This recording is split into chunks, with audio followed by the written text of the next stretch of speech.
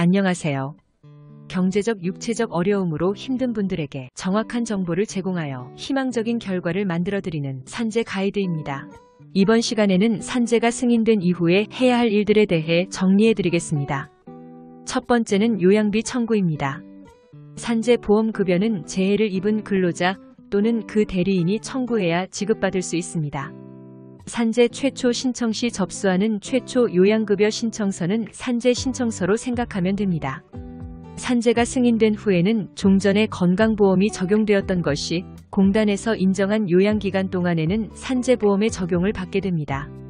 승인된 이후의 치료 비용에 대해선 산재보험이 적용되기에 적용되지 않는 부분만 결제하면 되나 승인 이전에 지출된 치료 비용에 대해서는 별도로 청구해야 합니다. 이때 청구하는 것은 요양급여가 아닌 요양비입니다. 요양비를 청구하고자 할 때는 진료비 영수증, 진료비 세부 내역서, 약제비 영수증, 처방전 등을 첨부하여 의료기관을 관할하는 근로복지공단 지사에 신청하면 됩니다. 두 번째는 휴업급여 청구입니다.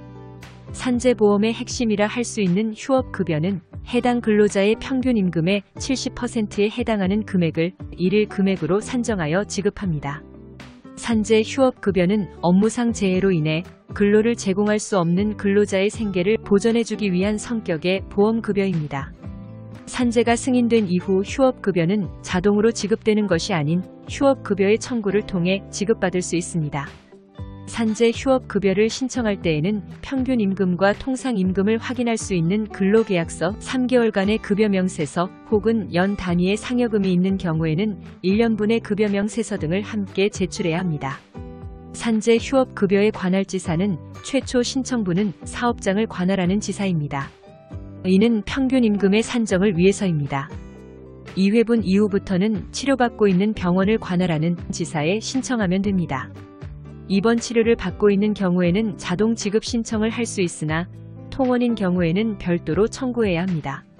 세 번째는 진료계획서입니다. 산재보험은 공단에서 정하는 요양기간 동안 적용받을 수 있습니다.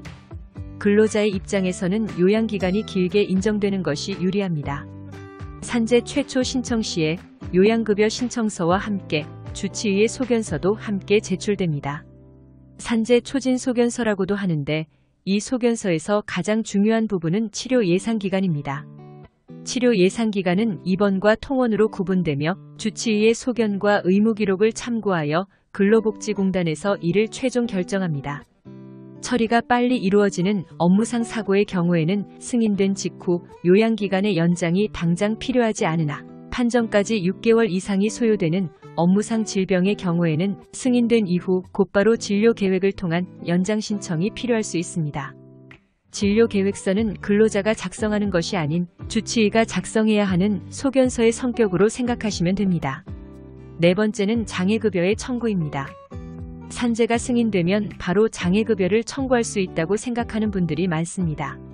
산재 장애급여는 치료를 계속하여도 치료 효과를 기대할 수 없을 때, 즉 치유되었을 때 청구 가능합니다.